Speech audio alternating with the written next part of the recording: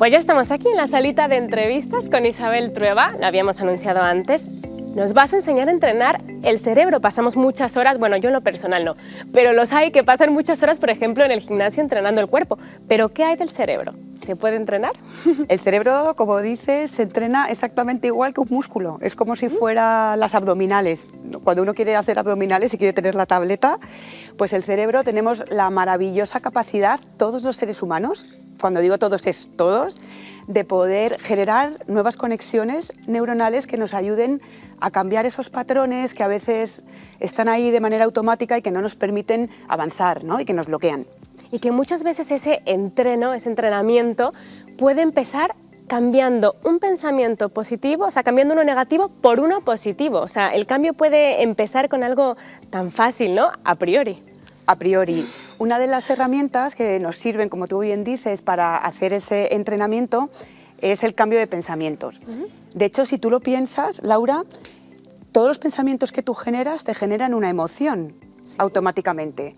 Si yo te digo ahora que pienses en algo agradable, un momento de tu vida que ha sido muy feliz, tu cuerpo siente esa felicidad. Y de hecho lo puedes sentir hasta en una parte en concreto del cuerpo, ¿no? Sientes como cosquillitas aquí. Totalmente. En cambio, si te digo que pienses en algo que te preocupa o en un momento malo, igualmente tú vas a sentir eso como si fuera real en este mismo momento. Totalmente. Entonces, claro, es importantísimo el poder controlar esos pensamientos y tener la capacidad de crear unos nuevos que te ayuden para cambiar las emociones, porque al final las emociones impulsan absolutamente todo lo que hacemos. Todo lo que tú ves, lo que piensas, lo que sientes y lo que haces depende de la emoción que sientes. Claro, y lo hablábamos antes, por ejemplo, la tasa de paro, ¿no? En España es altísima, hay muchísima gente en situación de desempleo y es lidiar a diario con la incertidumbre de, oye, mañana encontraré trabajo, me quedarán muchos meses en esta situación. ¿Cómo podemos entrenar el cerebro para que el miedo a lo desconocido pues lo llevemos de otra manera, ¿no? Que no nos vaya a quitar las ganas de mejorar nuestra situación o, como lo decíamos antes, incluso de poder aprovechar la situación de desempleo en la que estamos para decir, oye, pues puedo aprovechar este tiempo que ahora tengo libre para emprender y para seguir ese sueño que a lo mejor antes no tenía tiempo para hacerlo, ¿no? Como dices, el entorno nos afecta muchísimo. Las emociones, lo primero que yo te diría es entender que las emociones están ahí para algo. Si tú tienes un miedo, el miedo existe para algo, si no, pues no existiría. El miedo, por ejemplo, es una emoción que existe para nuestra supervivencia. Porque cuando estábamos en las cavernas, pues si venía un lobo, pues que tú pudieras salir corriendo y no tengas que estar pensando, ay, mira, un lobo, ¿qué es esto? ¿Qué significa? ¿Qué pasa? Que la sociedad hemos evolucionado mucho más rápido que nuestro cerebro. Entonces nuestro cerebro interpreta amenazas de vida o muerte por cosas que no lo son. Es decir, quedarte sin trabajo o los datos de paro es una realidad que te puede producir una preocupación a priori, evidentemente. Pero tú tienes que pensar, ¿esto depende mi vida de ello realmente? Si la respuesta es no, un truco que digo es identifica ese miedo como si fuera ropa prestada. Imagínate que tienes un abrigo y ahora mismo tienes ese abrigo del miedo puesto, pero tú te lo puedes quitar y puedes ponerte otro. Otro que lo puedas intentar cambiar por, como tú dices, motivación, ilusión, porque si el miedo se apodera de ti y te quedas en ese abrigo, es muy difícil que luego tomes acciones. Entonces, también un poco por lo que me preguntabas, ¿cómo podemos motivarnos? La motivación cuelga de 3 patas. Uno es el deseo, tener un deseo ardiente de hacer algo, luego una habilidad, que tú tengas la habilidad de conseguir eso que quieres, y una creencia de que puedes hacerlo. Si tú deseas algo con muchas ganas y tienes las habilidades porque has estudiado, pero crees que no puedes porque el entorno, porque escuchas porque todo el mundo te dice que es imposible, que la cosa está fatal, que tú piensas que no vales, que no eres capaz de reinventarte, esa creencia es cero, no te vas a motivar porque la fórmula no funciona. Entonces, claro, hay que trabajar esas 3 patas a la vez. Qué importante. Y, por ejemplo, ya nos hemos atrevido y las cosas no han salido como nosotros pensábamos que iban a salir, como nos hubiese gustado que salieran. ¿Cómo lidiamos con la decepción, por ejemplo, de un proyecto fallido? El fracaso es otra de las creencias que tenemos en esta sociedad que desde pequeños nos dicen que no podemos fracasar. A mí no me gusta la palabra fracaso, meter la pata, equivocarnos, pero la realidad es que todos hemos aprendido con errores. Claro. Si yo te pregunto, si tú tienes que subir a una montaña en un coche un día de nieve en el que está el tema muy complicado para subir y tienes que subir con alguien en un coche, ¿a quién cogerías? ¿A alguien que ha ido por esa montaña y ha derrapado 1000 veces pero ha conseguido sobrevivir o al que nunca le ha pasado nada? Claro. Al final aprendemos de nuestros errores. Entonces, por un lado hay que tener en cuenta que ese miedo o esa decepción no es más que un pensamiento, volvemos a lo mismo. Y los pensamientos no son más que pensamientos, vienen y van, y la importancia que tienen es la que tú les vayas a dar. Entonces, si tú te agarras a ese pensamiento de me ha salido mal, no valgo, soy una inútil porque lo he hecho mal o un inútil, te vas a quedar ahí, atascado. Ahora, ¿cómo puedes cambiar? ¿Qué pensamientos puedes utilizar tú cuando te pilles diciéndote esas cosas? ¿Qué otras cosas te puedes decir que te puedan ayudar? Puedes pensar, vale, pero ¿qué he aprendido yo de esto?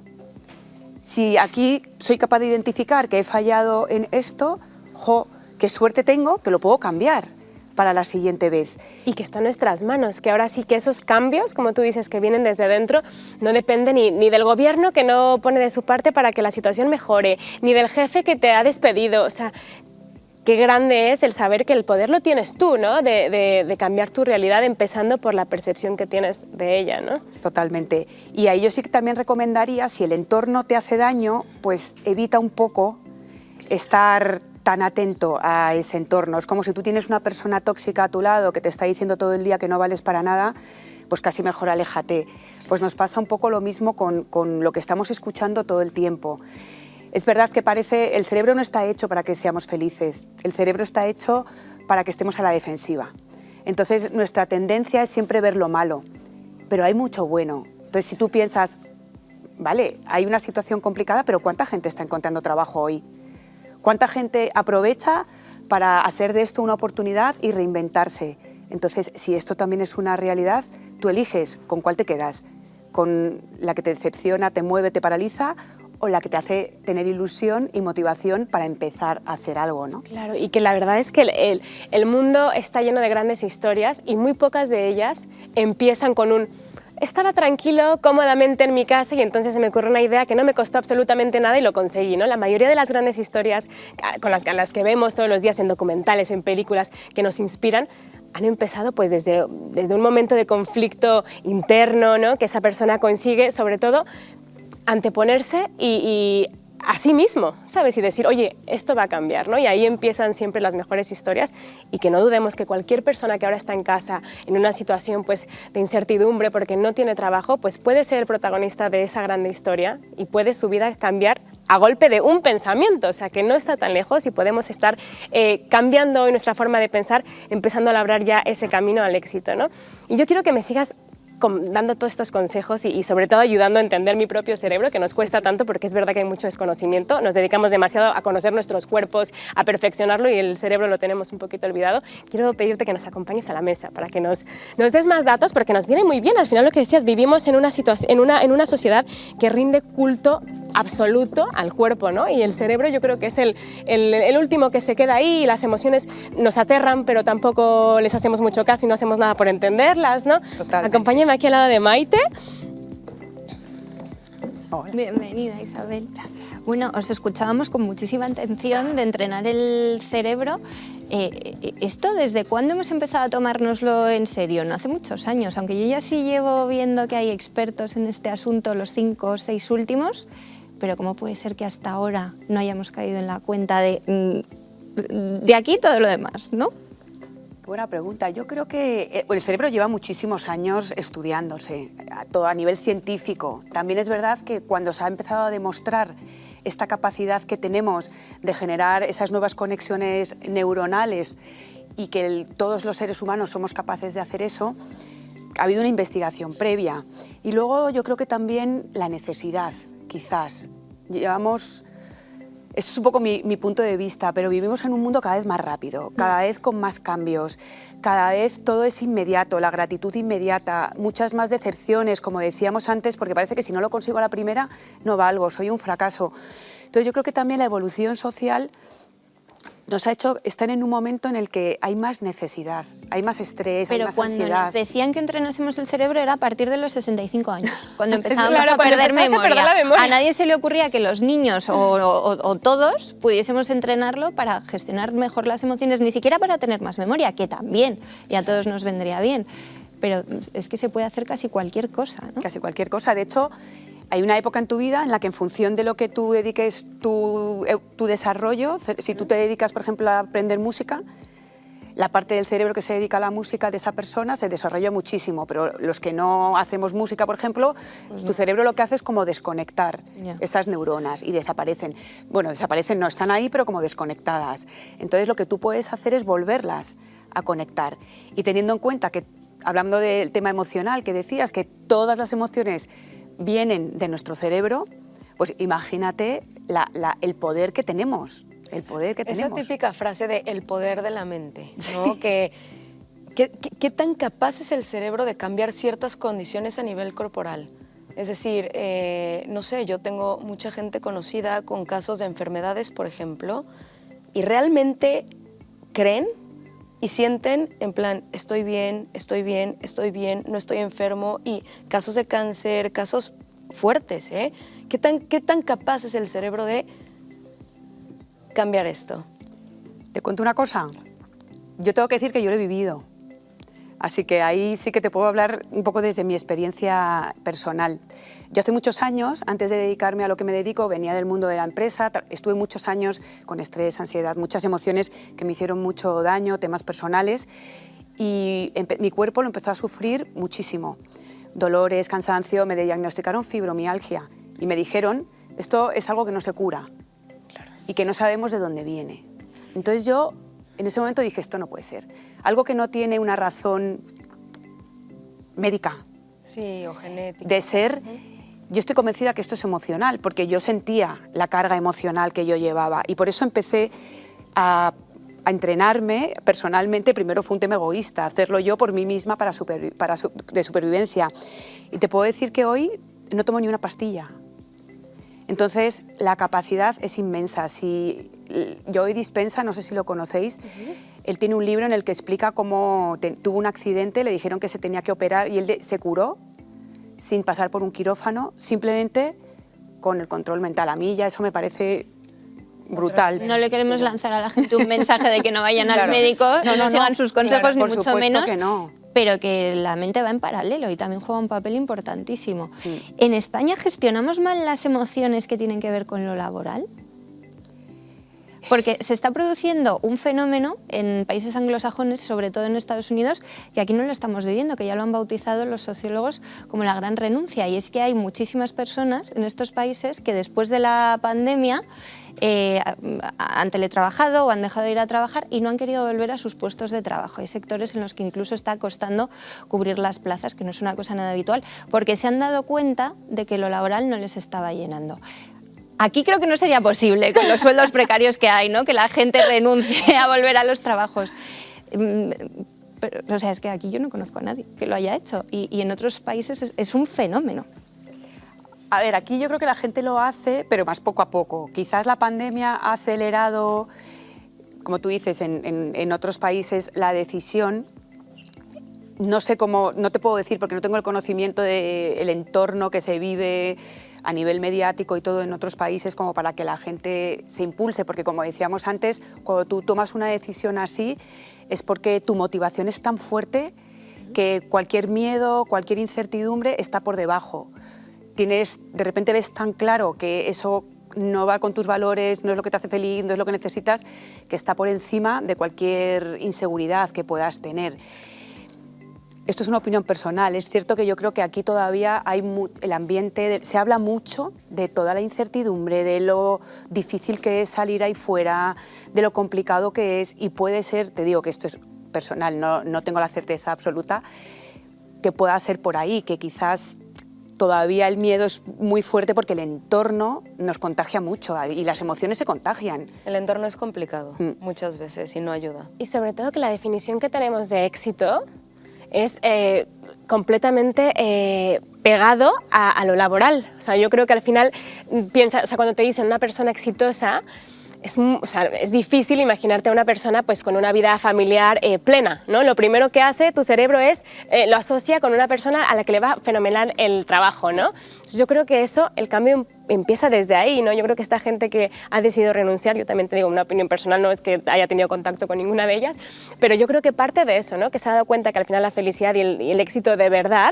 venía de el haber tenido más tiempo para pasar con sus hijos, con sus parejas y el haber encontrado ahí la felicidad y no en el reconocimiento que te da pues una nómina al mes o la palmadita en la espalda de tu jefe, ¿no? O sea, al final yo creo que el cambio empieza, como tú dices, ¿no? Con un pensamiento y también con un término, ¿no? En la modificación de un término como puede ser, por ejemplo, el éxito, ¿no? El éxito no tiene que ser siempre laboral, también existe el éxito personal, el éxito familiar, el éxito en las relaciones personales con tu pareja. Yo creo que empieza también ahí puede ir la cambiando cosa, un poco.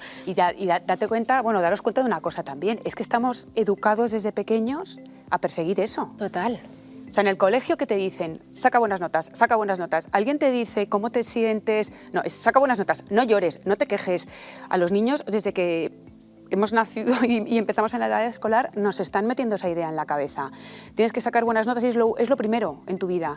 No, mamá, que quiero jugar al fútbol. Sí, vale, pero primero saca buenas notas. No, que yo quiero ser músico. Bueno, pero tienes que sacar buenas notas. Claro. Y luego, ¿para qué? Para ir a la universidad. Y para la universidad tienes que sacar buenas notas. Para ir a una multinacional, tener un trabajo que te paguen una pasta. Es que estamos entrenados para eso desde pequeños. Entonces, cambiar eso Es complicado. no es fácil. Y así llega la gente, los altos directivos, luego con la cabeza hecha polvo, ¿no? Que es gente que luego tiene carencias de otras 30.000 tipos, ¿no?